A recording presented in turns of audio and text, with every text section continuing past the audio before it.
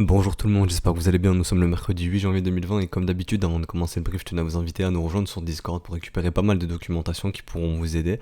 Peu importe votre profil, que vous soyez day trader, scalper, investisseur, n'importe, peu importe. Donc voilà, donc comment créer votre journal, ça pourra vous aider. L'introduction à l'autodiscipline, le lexique qui vous expliquera pas mal de termes que j'utilise dans les daily briefs, des e-books, donc des livres sur les marchés financiers, que ce soit sur Ishimoku, etc. On nous demande beaucoup des explications sur Ishimoku. Personnellement, je sais m'en servir, mais je ne l'utilise pas. Donc il y en a qui ont fait, il y a des personnes qui ont fait des livres dessus, donc ils vous expliqueront bien mieux que moi comment utiliser Ichimoku, les setups qu'on utilise aussi, etc. Des livres, des vidéos pardon sur la psychologie, sur le développement personnel et plein d'autres choses. Donc voilà, donc c'est une communauté d'entraide, de partage, je répète, vraiment tout est gratuit, donc n'hésitez pas à nous rejoindre, le lien du Discord est en description et dans les commentaires. Donc aujourd'hui, comme d'hab, le petit sommaire de ce qu'on va aborder, donc le Bitcoin en daily, ça bougera jamais. Ensuite on parlera du GBTC, on parlera des sondages aussi, il faut vraiment que j'y pense, hier j'ai complètement zappé. Ensuite les spread forwards, comme d'habitude, no risk on, no risk off, même si on va pas trop s'attarder dessus, il n'y a pas vraiment grand chose d'intéressant, la situation ne bouge pas, et normalement malgré ce qui s'est passé, ce qui se passe cette nuit, enfin je pense que vous êtes au courant avec l'Iran, etc., on s'en fiche un petit peu. Ensuite, on parlera de 4 altcoins majeurs, donc on reviendra un petit peu sur Ethereum, Ripple, Litecoin, vraiment brièvement, et ensuite on parlera de Dash, XLM, ADA et IOTA. Et demain, on fera d'autres altcoins, ne vous inquiétez pas. Donc au niveau du Bitcoin en daily, on est en train de s'extraire de notre battle zone à la hausse, d'ailleurs, je vais mettre les sondages, comme ça au moins c'est fait. Donc la semaine dernière, le lundi dernier, il me semble, vous étiez 51% de personnes, en tout cas des votants, sur 437 votants, a pensé que le Bitcoin allait break à la baisse. Donc ça c'était le lundi dernier, donc si je dis pas de bêtises, on devait être quelque part par là, aux alentours des 7000 $. Donc là vous étiez 51%, donc la majorité a pensé que cette battle zone allait break à la baisse. Et le sondage le plus récent que j'ai fait lundi, il me semble, vous étiez 366 votants, pardon, et vous êtes 37%, enfin vous étiez 37% à penser que le Bitcoin allait break à la baisse, alors qu'on était ici. Donc majoritairement, vous étiez plus à penser que cette battle zone ici allait être résolue à la baisse qu'à la hausse. Donc comme je vous disais, généralement la majorité des acteurs du marché ont tort et le marché fait l'inverse de ce que pense la majorité des personnes. Bon bah là on en a eu la preuve, on est en train de s'extraire de notre battle zone à la hausse. Donc voilà, donc c'est toujours intéressant de montrer un petit peu que le marché fait très souvent l'inverse de ce que pense la majorité et le marché fonctionne comme ça. Alors maintenant, parlons de cette battle zone. Est-ce que on a vraiment une cassure confirmée? Eh ben, si on clôture comme ça dans l'état, oui. En weekly, ce sera confirmé, etc. Mais il faut faire attention, on est en début de semaine, on est que mercredi, il reste jeudi, vendredi à tenir. Si jusque vendredi ça tient, je verrais mal ce week-end avoir le Bitcoin tomber. Généralement, le week-end, on range entre les bornes de la semaine, donc entre le prix du lundi et du vendredi. C'est très très rare de s'extirper de cette zone de prix. Donc voilà, donc à tenir jusque vendredi, je pense. La clôture officielle, ce sera lundi à 1h du matin. Mais en tout cas, on peut voir que pour l'instant, si on clôture dans l'état, c'est bien une victoire des Bulls. En daily, en tout cas, c'est confirmé. On a bien une clôture. On va bien péter le sommet de la clôture. Hein, donc ça annule les chances que c'était une simple chasse au stop. Et si ça avait été une chasse au stop, comme on pouvait le penser, hein, c'était un scénario qu'on avait établi, faut que ça se fasse très rapidement. Vous voyez ici ça s'est fait vraiment très rapidement. Je vais descendre un petit peu, on va changer, on va aller en 4 en 4 heures pardon. Vous voyez qu'en 4 heures vraiment c'était très bref, hein. On est resté quoi, une candle, on a dû peut-être rester 1 heure il me semble, on a été vraiment faire la chasse au stop et on a réintégré, alors que là quand même les prix tiennent depuis pas mal de temps. Donc pour une simple chasse au stop ça me pense un petit peu je pense ça un petit peu mort. Est-ce que ça veut dire qu'il faut FOMO, faut acheter du Bitcoin, etc., etc. Bah, si c'est en accord avec votre plan, que vous êtes OK pour acheter du Bitcoin, bah, pas de souci, faites-le. Mais si vous n'avez pas de plan et que vous vous dites ah merde, je dois acheter du Bitcoin, ça monte, et ben c'est le meilleur moment de créer un journal et d'y noter ce que vous ressentez, de vous marquer. Vous marquez ce que vous ressentez. Mon collègue a dit ce qu'il met dans son journal, donc on peut aller voir. Donc voilà, donc 3 questions qui se posent tous les jours: comment il se sent, est-ce qu'il a vu quelque chose dans le marché à noter, est-ce qu'il a appris quelque chose aujourd'hui. Moi personnellement je rajoute mes émotions, ce que je pense du marché, est-ce que je suis mon plan, etc., etc. Je pense qu'il le met aussi, mais il a vraiment mis les bases.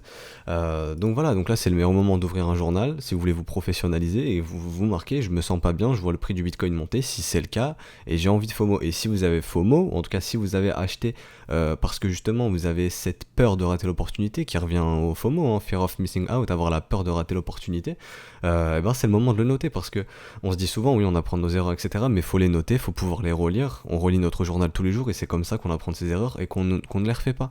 Euh, être un trader, c'est justement, c'est combattre contre soi-même et contre le marché, combattre contre ses démons. Et ça fait partie de ces démons, malheureusement, c'est quelque chose, il faut passer outre ça. Donc voilà, donc si vous avez envie de FOMO sur Bitcoin, vraiment, notez dans votre journal, j'ai envie de FOMO, etc. Si vous le faites, notez-le et encadrez votre plan, parce que là, si vous rentrez sur Bitcoin, mathématiquement, pour moi, c'est très compliqué. Vous visez quel prix, vous visez quel target, vous avez quel stop, etc. Et très généralement, ce genre de trade, ça se transforme en... S'il n'y a pas de levier, bien sûr, ça se transforme en «Oh bah c'est pas grave, je garderai ça pour du hold, c'est pour de l'investissement». Mais c'est pas la façon qu'il faut penser en fait. Si de base c'était un trade spéculatif, faut que ça reste un trade spéculatif. Si c'était de l'investissement, bah ok, très bien. Si vous dites 8350 $ comme on l'avait fait, rappelez-vous, au niveau du risk management, du risk reward, donc c'était une stratégie de risk management. Si vous vous dites ok, moi je suis ok pour acheter du BTC à 8300, de me dire que ça va à zéro, c'est comme ça, l'investissement on est presque ça aille à zéro, et vous dites ok, moi je pense que ça y est, c'est parti, on va aller à 50 000 d'ici quelques années, en tout cas on reverra pas plus bas que les 6500 $, je pense. Bah voilà, ça vous fait un risk reward de 1 pour 5, enfin de 5 pour 1. Vous êtes prêt à risquer 1 pour gagner 5. Donc voilà, donc ça c'est une stratégie de risk management, mais il faut toujours savoir pourquoi vous agissez sur le marché et ne pas le faire sous le coup de l'émotion, parce que ça c'est le rect assuré. Enfin bref, c'était la petite partie psychologie, mais on va revenir sur le côté technique. Donc rappelez-vous, on voyait qu'il y avait un W se dessiner, donc rappelez-vous, comme on le disait depuis très souvent, tant qu'on verra pas de W, ce marché aura du mal à lancer un counter trend rally, donc un rallye qui va contre tendance. Voilà, donc on a réussi à imprimer notre W de l'autre côté de la trendline. Rappelez-vous, c'est ce que je vous disais depuis octobre, depuis le début des briefs. Tant qu'on n'avait pas de W de l'autre côté de cette trendline, l'objectif ce serait de rallonger la trendline. Donc là, on a enfin le W. Donc on est dans le processus potentiel de poser un bottom. Pour moi ici, en tout cas au niveau de la structure de marché, c'est très très peu probable qu'on ait trouvé notre bottom, hein. Vous me connaissez, comme je vous l'ai dit dans l'analyse de lundi en weekly, nous on voudrait voir un beau gros W weekly, surtout quand on voit que ce M a été posé sur un trimestre, un M dans un M, voilà. Donc les bottoms ça met du temps à se poser, hein, ça se pose pas en... Voilà, les bears n'ont pas réussi à pousser les prix plus bas que depuis en moins d'un mois, 3 semaines. Non, un bottom ça se pose pas en 3 semaines. Un bottom ça se pose comme ceci, ça fait un bon gros W weekly et ça se pose en un trimestre, donc en 3 mois. Ou en un peu moins de temps, en plus de temps, etc. Mais généralement ça met du temps. C'est pour nous montrer que les bears n'arrivent plus à pousser le prix plus bas. Là les bears nous ont pas montré qu'ils n'arrivaient pas à pousser le prix plus bas. Là l'information qu'on en retire, c'est les bears ils se disent ok, moi je veux pas shorter du bitcoin à 7000 et ça m'intéresse pas. En tout cas les institutions, si elles veulent pousser ce marché plus bas, ça ne les intéresse pas de short ici, c'est totalement compréhensible en zone de rechargement, etc. Donc voilà, donc où est-ce qu'elles peuvent le faire, comme on va le voir après en 4 heures, eh ben elles peuvent le faire dans la zone de rechargement de short. Donc voilà, les institutions, elles shortent les OTE, Optimal Trend Entry, donc c'est l'entrée dans une tendance qui vous offre le meilleur risk-reward. Donc c'est une zone très très attendue des institutions, et ici je pense qu'il y a énormément d'institutions qui attendent de short Bitcoin. Donc voilà, donc on en reviendra un petit peu après. Mais voilà, c'était tout ça pour vous dire qu'on est toujours dans un mouvement baissier, que là on parle juste de counter trend rally, donc d'un rallye qui va retracer ce mouvement. Et quels sont les objectifs ? Le premier arrêt qui tombe parfaitement dans notre zone de rechargement, hein, rappelez-vous. Hop, donc ça c'est le GAN, je vais passer sur mon FIBS.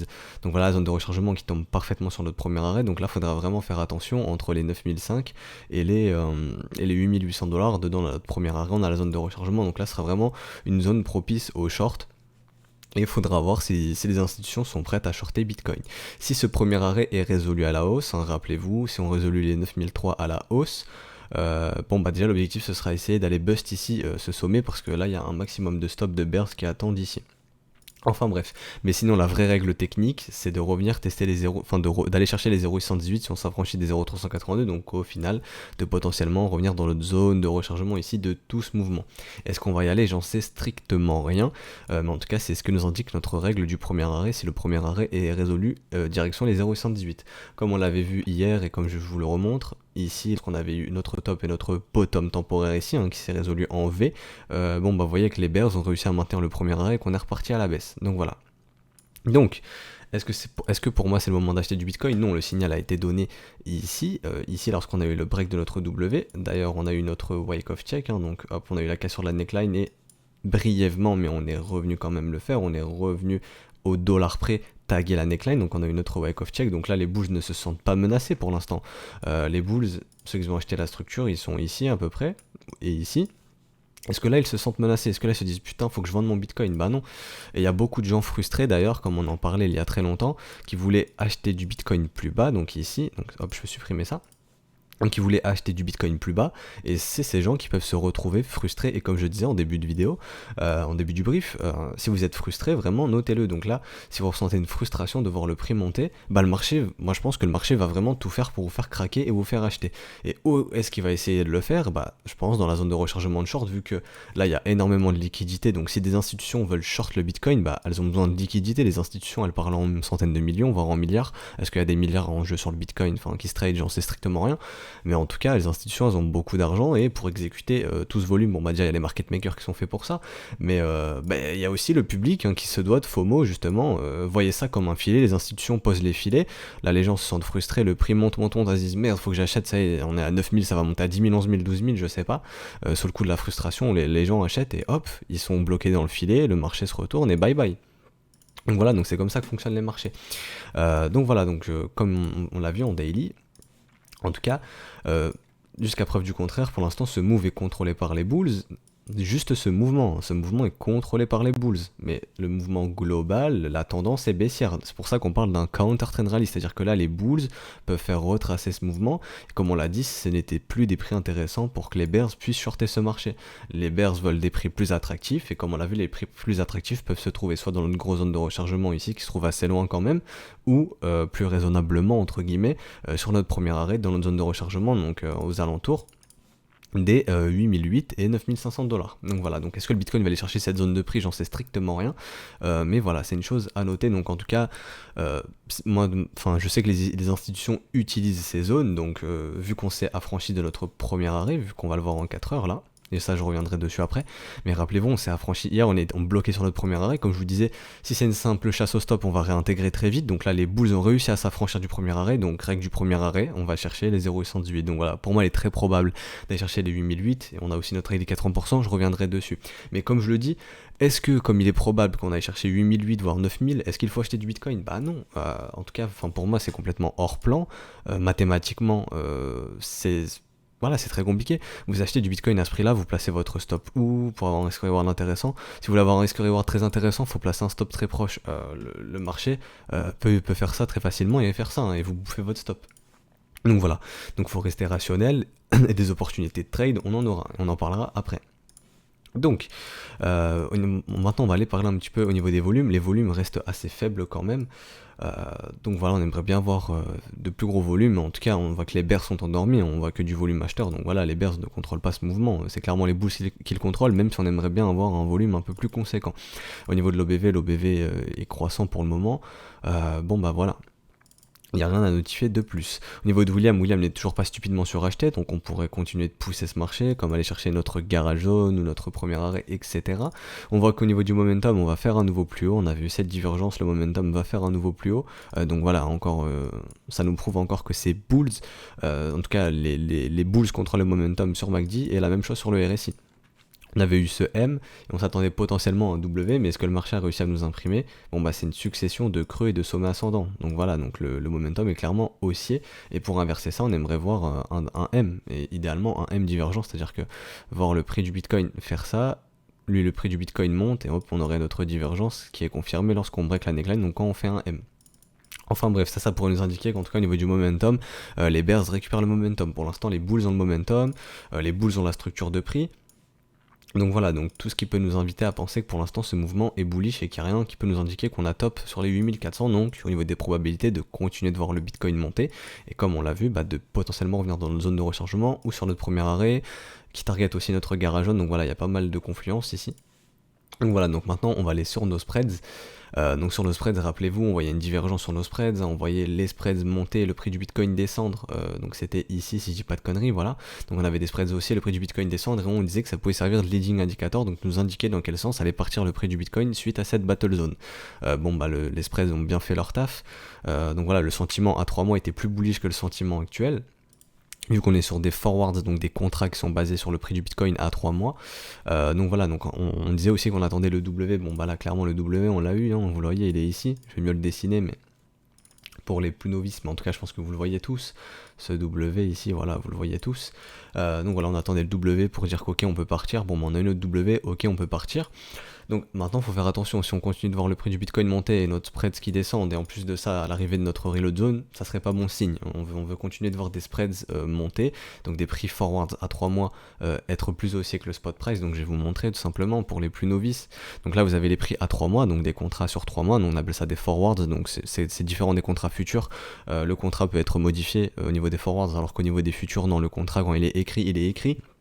Au niveau des forwards, ça peut être modifié, mais enfin bref, on s'en fiche. Ce qui est intéressant à noter, c'est que nos prix à 3 mois sont supérieurs à nos prix actuels. Donc ça, c'est le spot price. C'est par exemple, vous achetez du Bitcoin, Coinbase, Kraken, Bitstamp, Bitrex, ou je ne sais quel exchange. Et là, ce sont des forwards, donc des contrats. On peut voir que eux, au niveau des contrats 3 mois, le prix est supérieur et c'est pour ça qu'on a nos spreads. Enfin, c'est ce qu'on regarde. On regarde nos spreads. On fait la différence de prix entre les contrats à 3 mois.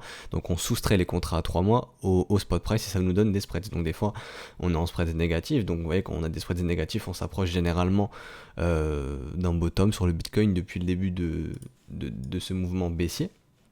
Mais en tout cas, on s'en fiche. Pour l'instant, on voit des spreads haussiers, donc rien à s'inquiéter, ce qui montre que ce mouvement est toujours bull. C'est exactement la même chose, sur Ethereum. On avait des spreads haussiers alors qu'on avait un Bitcoin, un Ethereum qui descendait, donc voilà, on avait une divergence au niveau des spreads, et la même chose au niveau du Litecoin, si je dis pas de bêtises, voilà, au niveau du Litecoin. Donc, au niveau de nos risk on et risk off, bon, il se passe des choses avec l'Iran cette nuit, etc. On s'en fiche un petit peu. Bon, on voit que ça profite énormément en gold. Est-ce que ça profite énormément en Bitcoin? Bah, nous, comme on l'a vu, la majorité était majoritairement baissière. Donc, bon, on assiste à un short squeeze. En tout cas, le marché fait l'inverse de ce que pensait la majorité. C'est comme ça que fonctionnent les marchés. Donc, est-ce que le Bitcoin est corrélé à l'Iran, à ce qui se passe, etc. J'en sais strictement rien. Pour moi, non, il n'y a aucun rapport. Hein. Voilà, on a les éléments techniques qui nous montrent qu'on peut faire un counter trend rally. Voilà, donc ça, oui, ça profite au gold. Oui, ça, c'est un mouvement qui profite au gold. Est-ce que là on profite au Bitcoin? Bon, je sais pas. En tout cas, au niveau de nos Bitcoin, on voit qu'il n'y a toujours pas de M-top qui se dessine. Ça, c'est moche. Hein. Ce que je voudrais voir pour avoir un M-top, c'est un beau truc comme ça, qui pourrait nous dire que, ok, le cash a l'air de sortir de nos assets à risque et qui peut continuer de rentrer dans nos assets, dans nos risk-off. Et vu qu'on catégorise d'assets, de Bitcoin d'assets à risque ou de assets décorrélés, ça dépend. Mais personnellement, je ne peux pas le catégoriser de risk-off pour le moment. Comme je l'explique dans tous les briefs le lundi, j'attendrai une récession. Voilà, le Bitcoin a été créé entre guillemets est vraiment limite pour ça, voilà, donc en cas de récession. Donc voilà, ce qu'on aimerait bien voir, si le Bitcoin est prêt à se catégoriser comme un risk-off en cas de récession. C'est pas une petite histoire entre les États-Unis et l'Iran qui va nous dire oui, ça y est, il se comporte comme un asset, comme un risk-off, comme un actif refuge. Non. Enfin bref, intéressant de noter qu'on attendait soit notre W ou notre M, on a eu clairement notre W, donc maintenant on parle de counter trend rally et je vois rien d'autre de plus à notifier que ce soit sur nos risk-off ou sur nos risk-on.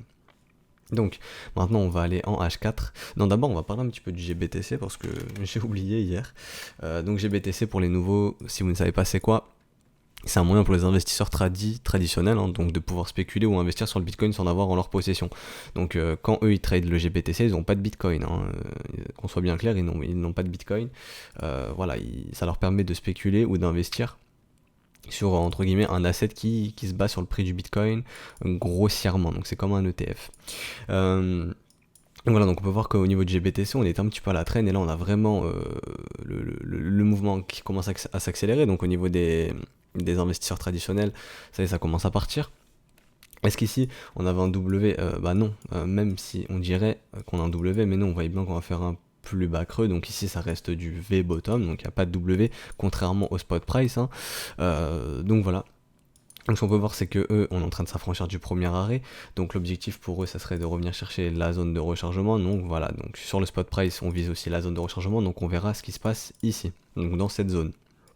Donc voilà, donc je vais pouvoir même replacer mon Fibo ici, et on peut voir que, hop, je vais mettre mon petit tick du premier arrêt ici, donc la petite couleur.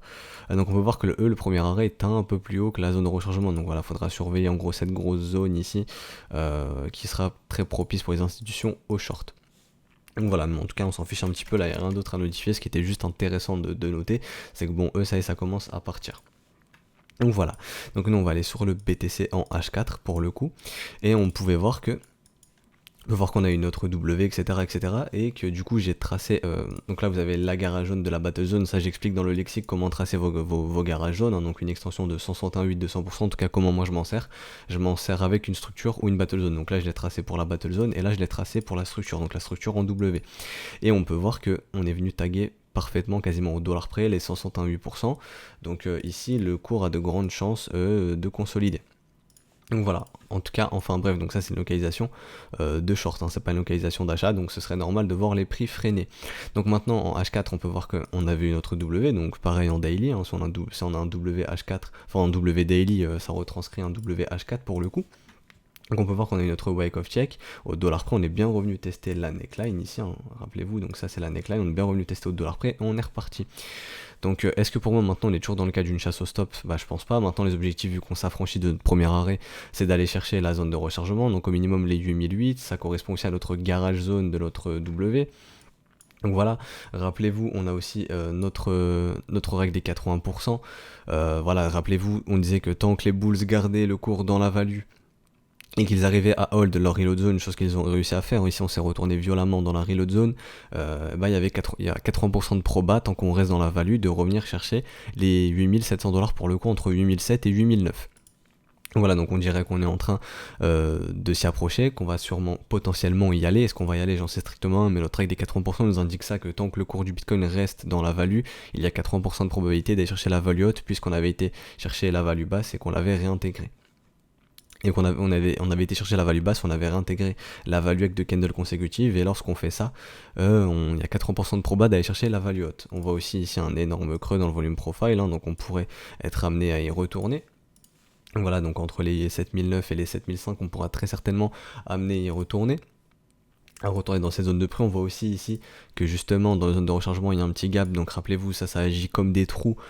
Ça agit comme des trous, comme des aimants entre guillemets, comme un trou qui aspire le cours, et on pourrait être amené à y retourner.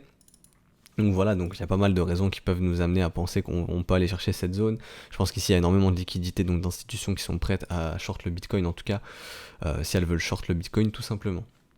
Donc on va aller voir au niveau du volume et de l'OBV. Vous voyez, au niveau du volume, les bears sont clairement endormis, ce sont les bulls qui contrôlent le train. On voit de gros volumes acheteurs ici, on pourrait faire plus gros, mais bon, on voit quand même de gros volumes. En tout cas les bears sont endormis, l'OBV continue clairement de monter, ce qui est logique quand on voit ce genre de volume. Voilà, les volumes sont clairement acheteurs, hein. Les bears sont endormis, en tout cas il n'y a pas de bears pour le moment qui se réveillent. William est stupidement suracheté, donc une raison de plus qui nous montre que bon, ça peut être stupide comme William l'indique d'acheter ici, mais un enfoncement stupide c'est bullish. Rappelez-vous, c'est pas parce que William est stupidement suracheté qu'il faut vendre. Pour encadrer une vente, qu'on veut c'est la localisation, confirmation momentum et une structure, et on va en revenir juste après. Mais en tout cas, William est stupidement suracheté, et un enfoncement stupide c'est bullish. Tant que ça reste dans cet enfoncement bullish, bah ça nous montre vraiment que les bulls contrôlent le train, contrôlent le bus comme mon mentor disait. Donc voilà, le mouvement est vraiment contrôlé par les bulls ici. Et un premier signal intéressant serait de voir William sortir de sa zone stupide de surachat. Au niveau du momentum, il n'y a aucune divergence pour le moment. On voit clairement que le momentum est haussier. Donc raison de plus qui nous invite à penser que les bulls contrôlent le momentum, contrôlent ce mouvement. Au niveau du RSI, pareil, on voit toujours pas de M se mettre en place, on voit pas de M divergent, on voit le RSI continuer de monter. Donc voilà, même au niveau du RSI, c'est bullish. Il n'y a rien qui nous indique que c'est bearish. C'est pas parce que le RSI est dans sa zone, comment vous appelez ça en français, de surachat. Of above, donc de surachat, que ça y est, faut shorter. Hein. Non, ce qu'on veut idéalement, c'est même pas ce qu'on veut. Ce qu'on veut, c'est une confirmation momentum, et la confirmation momentum, ça serait au minimum un M qui se mettrait en place sur le RSI, et idéalement un M divergent. Et on va voir ça par la suite. Donc maintenant, nous ce qu'on voudrait pour encadrer un trade, pour shorter Bitcoin, bah déjà ce serait la localisation. La localisation c'est quoi? Bah, c'est la zone de rechargement idéalement, ou notre garage zone ici, hop, donc notre garage zone ici, ou idéalement notre zone de rechargement dans laquelle il y a notre premier arrêt, rappelez-vous. Donc voilà, donc ça serait la localisation. Deuxièmement, ce qu'on voudrait c'est une confirmation momentum. Pour ceux qui utilisent MACD, la confirmation momentum, bon, ce serait de voir là, le momentum continue de monter possiblement, mais qu'il nous fasse ça, mais lui que le cours du Bitcoin continue de monter, pour nous créer une divergence. Ok, nous montrer que lui, le momentum n'est pas prêt à aller faire de plus haut, alors que le cours va en faire un. Donc on voudrait une divergence au niveau du MACD ou du RSI, donc chose que je vous expliquais, c'est la même chose sur le momentum sur MACD. Là on le fait sur RSI, serait de voir un M divergent. Donc là on aurait notre confirmation momentum. Donc il faudrait avoir notre confirmation momentum dans notre localisation qui est dans la zone de rechargement entre 8008 et 9005. Et pour encadrer le trade, il manque quoi? La structure qui nous montre aussi que sur les prix, les bulls sont off. Rappelez-vous, quand on fait un smile c'est un M, et quand le marché te fait un sourire, c'est qu'il est prêt à te voler ton argent. Donc voilà, donc c'est pour ça qu'on encadre nos trades. Donc pour l'instant, est-ce qu'on a la localisation? Non, on est quasiment dans la garage zone, mais on n'y est pas encore, donc on n'a même pas la localisation. Et idéalement, on chercherait à chercher des trades dans la zone de rechargement de short, donc on y est loin, vous voyez, encore de la marge. Est-ce qu'on va y aller? J'en sais strictement rien, mais en tout cas, nous, c'est ce qu'on voudrait pour encadrer un trade. Euh, Est-ce qu'on a une confirmation momentum? Bah non. Est-ce que le momentum est bearish? Le momentum est toujours bullish. Pour encadrer un trade, s'il n'y a pas de localisation, il n'y a pas de confirmation momentum, il n'y a pas de structure, bah, ça ne nous intéresse pas. Et c'est pas parce que on va short le Bitcoin que le prix du Bitcoin va arrêter de monter, parce qu'il y a deux types de psychologie. En fait, il y a trois personnes. Il y a ceux qui vont FOMO, ceux qui vont se dire putain ça monte, faut que j'achète. Il y a ceux qui vont se dire mais non, ça doit pas monter, faut shorter le Bitcoin, faut trouver absolument des shorts, faut que ce truc tombe. Et il y a ceux qui vont ne rien faire et se tenir à leur plan. Donc vous imaginez bien que ceux qui vont gagner, en tout cas qui ne vont pas perdre d'argent, ne pas perdre d'argent c'est en gagner, bah c'est ceux qui ne vont rien faire tant qu'ils n'ont pas leurs conditions de marché pour pouvoir agir. Donc voilà. Donc pour l'instant, nous, on ne les a pas, donc on ne peut pas agir sur le prix du Bitcoin. Donc comme je l'ai dit, il y a trois types de profils. Donc idéalement, il faut choisir le troisième profil. Il faut faire partie du troisième type de personne. Le prix du Bitcoin, enfin le marché du Bitcoin sera là dans 5 ans, 10 ans, 100 ans, peut-être, j'en sais rien. Des opportunités, il y en aura encore plein. Le but, c'est de perdurer, c'est pas de cramer son capital le plus vite possible. Donc voilà, donc, au niveau du H4, on a rien à notifier, comme vous l'avez compris, on va attendre de voir ce qui se passe dans notre zone de rechargement. Sur notre premier arrêt, si on y va, si le marché est prêt à se retourner ici, bah il peut le faire, on peut faire ça, on peut annihiler ce mouvement. Au niveau des probabilités, ce mouvement reste bullish, et pour moi le plus probable c'est de revenir rechercher notre zone de rechargement. Et on va faire un petit peu d'order flow maintenant. Donc ce qu'on peut voir, c'est qu'on est en train de liquider pas mal de bears, on continue de liquider les bears, pour le moment on liquide pas les bulls. Ce qu'on peut voir, c'est aussi que il n'y a pas vraiment de bulls. Comment dire, de ce que je vois, c'est que les gens ont peur de l'ongle Bitcoin. On voit au niveau de l'open interest que le prix monte pas mal. On n'a pas d'énormes liquidations. Bon, il y en a quand même. Mais ce que je veux dire, c'est que l'open interest ne suit pas énormément. Donc on voit pas. Enfin, pour moi, on n'est pas encore entré dans la phase FOMO au niveau de l'open interest. En tout cas, je vois pas l'open interest exploser et me dire ok, c'est bon, là les gens ils sont en train de FOMO, il y a moyen de les baiser. Donc pour l'instant, c'est pas le cas. Je vais aller voir au niveau de l'open value. Voilà, c'est exactement la même chose. Vous voyez, les gens ne sont pas motivés à l'ongle Bitcoin, et je pense qu'ils ont peur de l'ongle Bitcoin. Et ceux qui shortent le Bitcoin se font baiser. Et on peut voir que bon, il y a pas mal de liquidations bulls, mais pour l'instant le marché ne veut pas les liquider les bulls. Le bulls il est en train de toujours liquider les bears pour continuer de faire monter ce marché. Donc rappelez-vous, le market maker, comment il fonctionne? Le market maker, lui, veut aller là où il y a le plus de liquidité possible. Parce que lui, justement, il est payé à fil les ordres. Si il y a énormément d'institutions là qui sont en train de dire viens me file là le market maker, moi j'ai 200, je veux shorter Bitcoin pour 200 millions, là on veut shorter Bitcoin pour 200 millions ici, bah c'est très très juteux pour le market maker d'aller chercher cette zone. Donc, et en plus, est-ce que les market makers perdent de l'argent à faire ce mouvement? Ou en tout cas, est-ce que ça coûte énormément d'argent au marché? Bah non, parce qu'on voit qu'ils sont en train de baiser la gueule à pas mal de bears. Il y a de grosses liquidations bearish au niveau des bears. Voilà, vous voyez, 11 millions. Ici, on est sur du 11 millions encore. Donc ça reste des liquidations pas tellement grosses. On voit que les liquidations sont de moins en moins importantes. Mais on voit quand même qu'il y a pas mal de liquidations. Donc ça alimente cette hausse. Et on voit que les gens ne sont pas tellement motivés à long. Donc ça leur coûte pas cher. Donc voilà, si pour eux l'opération gagnante c'est d'aller chercher toute la liquidité potentielle qui attend ici, bah voilà, c'est une opération gagnante. Les gens ont peur de longue, sont pas tellement motivés à short, ceux qui short se font baiser, donc ça alimente la hausse. Donc voilà, si le market maker, son but c'est d'aller chercher la zone de rechargement par exemple, parce que voilà, c'est des zones très regardées par les institutions, voilà, si elles veulent shorter le Bitcoin, elles le feront très certainement ici. Donc là, il y a potentiellement pas mal de liquidité qui attend ici, et le market maker, ça peut être son rôle d'amener le marché dans cette zone, surtout que ça lui coûte pas tellement cher ici au marché de le faire, vu qu'au niveau de l'open interest, bon, l'open interest n'explose pas tellement, hein. Surtout qu'on baise la gueule à pas mal de bears. En tout cas, une chose est quasiment sûre, c'est que la majorité reste acheteuse quand même si les gens ne sont pas tellement motivés à acheter, et qu'au bout d'un moment, ils se feront baiser. C'est-à-dire qu'ils se feront baiser, c'est qu'on aura au bout d'un moment un retournement qui va liquider pas mal d'acheteurs. Mais ce retournement, je pense qu'il se fera pas avant qu'on est venu chercher notre zone de rechargement. Enfin bref, donc voilà, comme je vous le montre ici, il y a encore pas mal de gens à liquider, il y a beaucoup de bulles aussi à liquider, mais ça lui coûte pas tellement cher au marché de continuer de faire monter ce marché grâce à la liquidation des bears, je pense. Donc voilà, donc surtout qu'on s'est affranchi notre premier arrêt, techniquement on voit qu'il n'y a rien qui peut nous indiquer qu'on peut continuer, qu'on peut se retourner maintenant. On voit que les targets sont un peu plus hautes. On voit aussi que les gens ne sont pas tellement motivés à acheter, et que c'est plus les bears qui se font baiser pour le moment. Donc voilà, donc c'est intéressant de notifier tout ça. Et que peut-être l'opération gagnante, comme je l'ai dit, des market makers, c'est de venir chercher la liquidité ici dans cette grosse zone, il y a potentiellement de grosses liquidités qui attendent, comme je le répète, si des institutions veulent shorter le Bitcoin. Et rappelez-vous, le but du market maker, c'est d'emmener le marché d'un point A à un point B avec un minimum de personnes dans le train. Donc on va aller le revoir, mais voilà, on avait sorti ici pas mal de monde, hein. Donc rappelez-vous, non c'était pas ici, c'était ici, voilà, rappelez-vous, comme ici rappelez-vous, on disait qu'ici il y avait beaucoup de gens qui étaient en longue, ici beaucoup de gens qui étaient en longue, et pour sortir tous ces acheteurs, fallait aller bust ici tous les creux, rappelez-vous, et ici ça pouvait créer pas mal de liquidités justement pour pouvoir buy back. Et ben chose qui s'est fait, on a liquidé tous les acheteurs, donc on a sorti énormément d'acheteurs de ce mouvement. Et on a sorti énormément d'acheteurs, donc là le train semblait vide entre guillemets, on va dire, hein. Donc on avait liquidé pas mal de bulls. Après sur le mouvement inverse on avait liquidé pas mal de bears aussi, donc voilà, ici on avait liquidé pas mal de monde. On peut voir que, comme je le dis maintenant, les gens ne sont pas tellement motivés à longue, même si là ça commence un petit peu, donc le FOMO peut continuer à commencer. Et rappelez-vous, les filets peuvent être posés dans la zone de rechargement de short. Tout le monde peut se mettre à FOMO dans la zone de rechargement de short, énormément de liquidité pour les institutions, et hop, ce marché pourra potentiellement se retourner.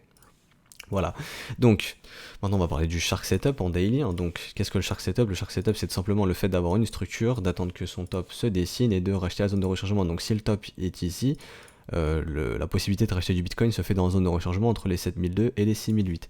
On retournera très certainement dans cette zone de rechargement acheteuse, dans cette zone de rechargement acheteuse. Donc voilà, ça ne sert à rien de FOMO. Si jamais le bottom est ici, on attendra le retracement dans la zone de rechargement. Donc quand le top sera établi, si par exemple le top se fait sur le premier arrêt, la zone de rechargement est entre les 7005 et les 7000, donc ce sont des zones très guettées par les institutions. Les institutions, elles achètent pas un marché qui monte comme ça, hein. Elles le vendent et hop, elles achètent tranquillement le retour en zone de rechargement, ou un marché qui ne fait rien, qui est horizontal. Acheter horizontal, vendre vertical. Donc voilà, donc quoi qu'il arrive, vous aurez très certainement votre opportunité, si vraiment ça vous démange d'acheter du Bitcoin, de pouvoir en acheter.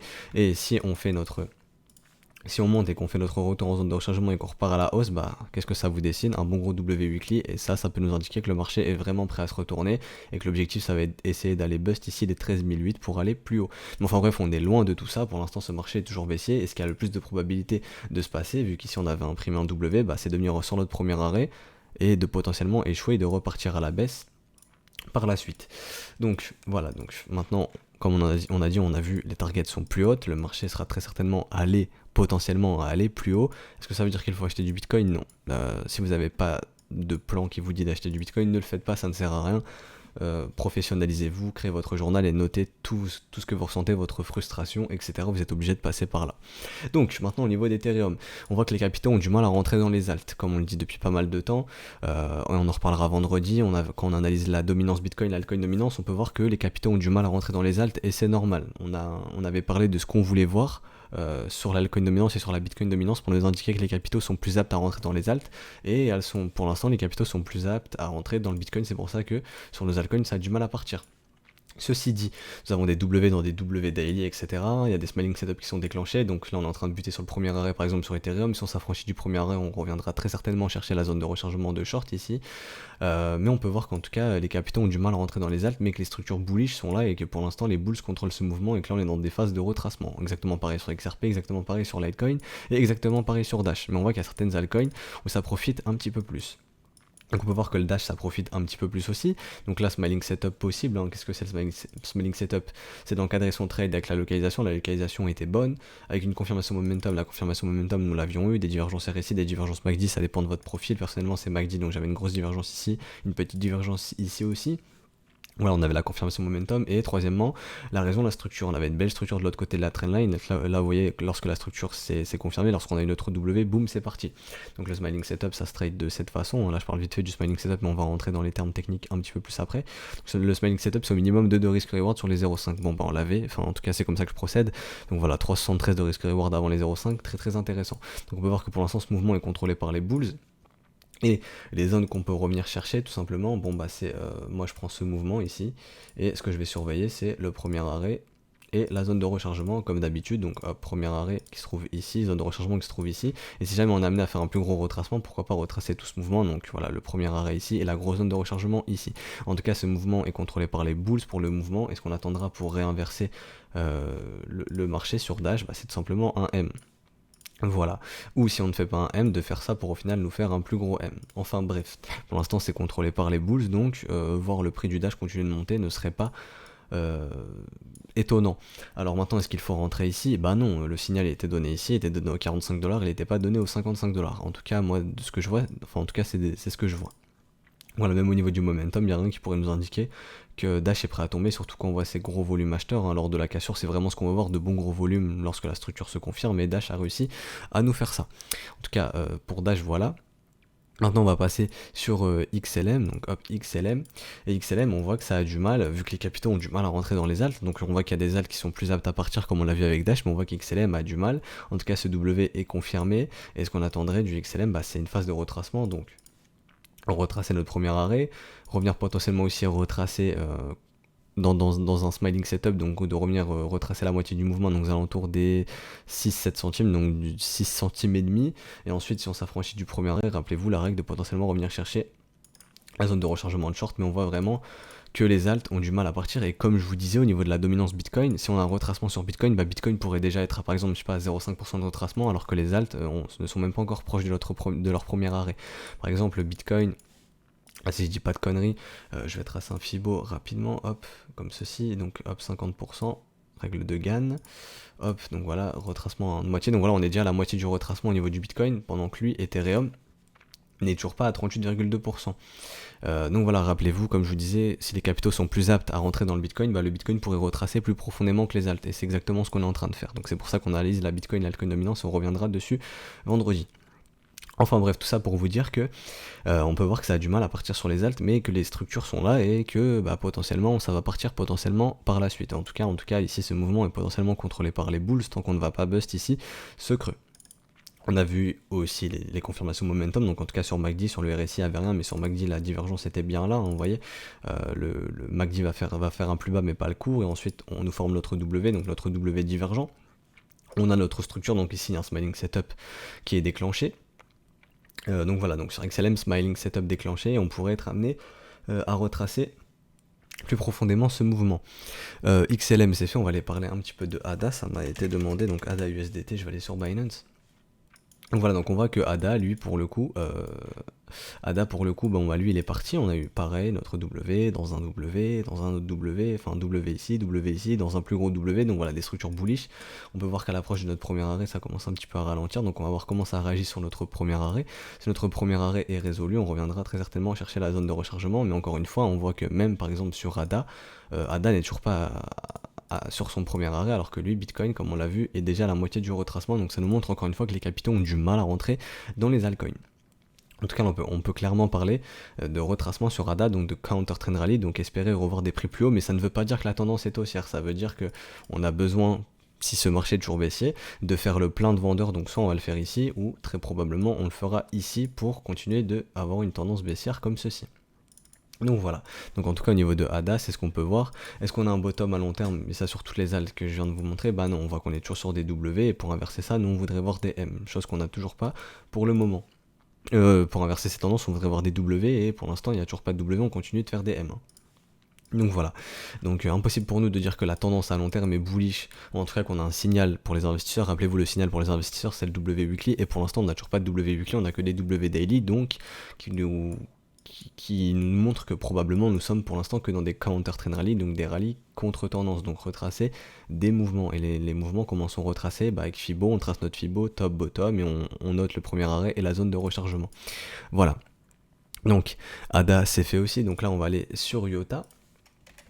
Donc IOTA sur Bitfinex, IOTA il me semble, voilà. Donc IOTA c'est exactement la même chose, donc là Smiling Setup aussi, donc Smiling Setup.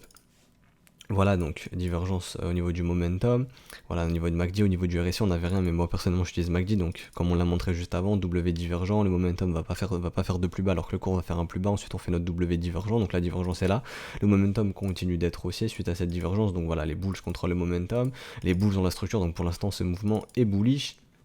Donc voilà, donc le smiling setup, encore une fois, minimum de 2 de risk reward, un retracement de moitié du mouvement, donc voilà, ici on est à 2,6, donc c'est un smiling setup valide. Enfin bref, vous voyez, on a un W dans un W, donc pour l'instant les bulls contrôlent ce mouvement, mais encore une fois, comme au niveau des autres alts, et ben est-ce que vous voyez ici un gros W weekly? Ben non, ici c'était un bon gros W weekly, et ça n'a même pas réussi à aller chercher vraiment très haut. Et ici, il n'y a pas de W weekly, on reste sur du V, donc pour voir un bottom sur le IOTA, on voudrait voir quelque chose comme ceci. Pour l'instant, il n'y a toujours pas ça, donc est-ce qu'on peut parler d'un bottom sur IOTA? Non, mais on voit des beaux petits W en daily, donc de parler de counter trend rally, donc de rallye contre tendance encore une fois.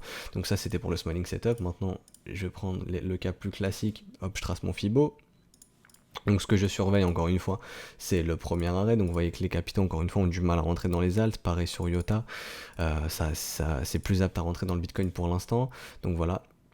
Donc le premier arrêt est ici, la zone de rechargement est ici. Et si ce marché est toujours baissier, ce qui sera le plus probable de voir, c'est potentiellement les prix de voir monter, soit d'échouer ici, de repartir à la baisse comme ceci, ou si on s'affranchit du premier arrêt, d'aller chercher la zone de rechargement pour repartir à la baisse. Ou si ce marché est haussier, et de nous faire ça, hop, si on s'affranchit ici, de nous faire ça, ici on fera le retracement en zone de rechargement très certainement, donc retrouver des vendeurs dans la zone de rechargement, hop, je trace la zone de rechargement par exemple, de faire ça et de nous faire ça, ce qui au final, si vous passez en weekly, il vous fera un W weekly qui vous montre que ce marché est prêt à se retourner.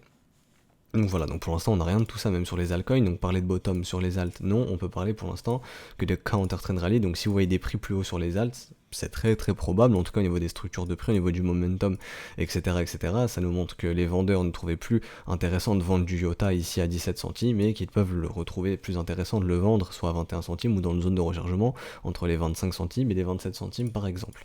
Donc tout ça c'est valable pour XRP, donc si une analyse XRP ça vous intéresse, allez voir la vidéo d'hier, pareil pour Ethereum, pareil pour Litecoin, mais on est dans les mêmes cas de figure sur les alts. Il y en a d'autres à qui ça profite un peu plus, par exemple, on peut voir que le Litecoin ça lui profite un petit peu plus, lui est déjà sur son premier arrêt. Est-ce qu'il va s'en affranchir? S'il s'en affranchir, il ira très certainement chercher sa zone de rechargement ici, aux alentours des 60 $, 54 $, mais en tout cas, de ce qu'on voit, c'est qu'il y a des structures, comme je le répète, sur les altcoins qui nous invitent à penser qu'on peut lancer des mouvements contre-tendance, donc retrouver des prix plus hauts sans pour autant que ça nous confirme qu'on soit dans une tendance haussière. On est juste dans des phases de retracement. Si on est dans une phase haussière, on attendra par la suite de voir des gros W weekly se dessiner. Voilà, j'espère avoir été assez clair. Donc si ce brief vous a plu, n'hésitez pas à vous abonner, à lâcher un petit like, un petit commentaire, à activer la petite cloche, comme ça vous êtes notifié de tous les briefs qui sortent. Je répète, c'est un brief quotidien du lundi au vendredi, on analyse le marché crypto tous les jours de la semaine. Donc voilà, n'hésitez pas vraiment à like, ça récompense pour le travail qui est fourni, à nous rejoindre sur Discord, je le répète, mais il y a vraiment beaucoup de docs, donc c'est une mine d'or, ça va vraiment vous aider pour progresser. Il y a aussi les autres membres qui commencent eux aussi à progresser, nous on est là aussi avec l'équipe pour vous aider, donc là vous voyez il y a les admins, donc il y a les collègues qui sont connectés, il y a déjà mon collègue qui est connecté, donc nous on est là pour vous répondre, on est là pour vous aider. Donc voilà, vous voyez, il y a pas mal de membres qui répondent, etc. Je poste aussi les briefs, on a une catégorie Little Old Lady pour ceux que ça intéresse, voilà, on partage des Little Old Lady potentiels. Donc voilà, n'hésitez pas à nous rejoindre, je répète, c'est gratuit, le lien du Discord est en description et dans les commentaires. Donc moi je vous souhaite un très bon mercredi et on se retrouve demain pour le prochain brief. Allez, ciao tout le monde.